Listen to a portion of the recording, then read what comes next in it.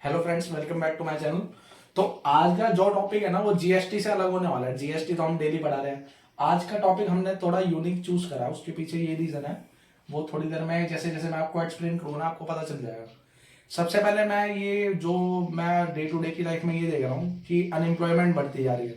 और अनएम्प्लॉयमेंट बढ़ने का सबसे मेन रीजन मुझे ये लगता है कि जो भी हमारा एजुकेशन सिस्टम है ना उसमें हमें कई चीजें हैं जो सिखानी चाहिए, पर उसका दूर दूर तक नामो निशान ही नहीं दिखता। जैसे कोई भी 12th पास आउट कोई भी होता है, तो मैं एक इंटरव्यू पढ़ रहा था, उसमें ये लिखा था, कोई भी कंपनी थी, मैं उसका नाम नहीं लूंगा। उसमें ये लिखा था कि हम कैंडिडेट को जॉब तो देना चाहते हैं पर हम उसे जॉब दे ही नहीं सकते।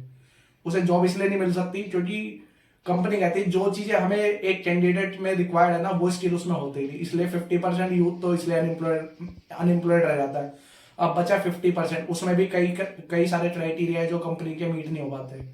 तो कंपनी को मतलब कौन कौन सी स्किल बेस्ड मतलब पर्सन की रिक्वायरमेंट होती है, उसमें से एक स्किल जो मुझे लगती है कि मतलब हम सब कहीं ना कहीं उसमें लैक करते हैं वो है कि हमें फाइनेंशियल एजुकेशन नहीं होती। Financial education in the sense हमें स्कूल में मनी के बारे में कुछ सिखाया नहीं जाता कि हमें मनी मनी क्या है, मनी की हमें वैल्यू मतलब मनी की वैल्यू हमें करनी चाहिए नहीं करनी चाहिए।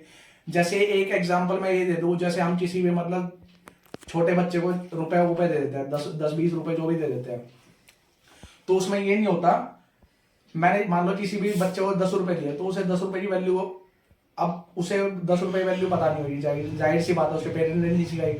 जैसे ही मैं उसे 10 रुपीज का नोट दूंगा ना वो शॉप पे जाएगा XYZ कुछ भी अपने खाने के लिए चीज लेने। तो उसमें मुझे ये लगता है कि आजकल के पेरेंट्स को है ना अपने बच्चों को फाइनेंशियल एजुकेशन के बारे में सिखाना चाहिए कि मनी की मतलब कितना मनी सेव करनी है, कितनी आपको स्पेंड करनी है। ऐसा ना हो जितने भी आप उसे दो वो सारे के सारे स्पेंड करिए मार्केट में जाके।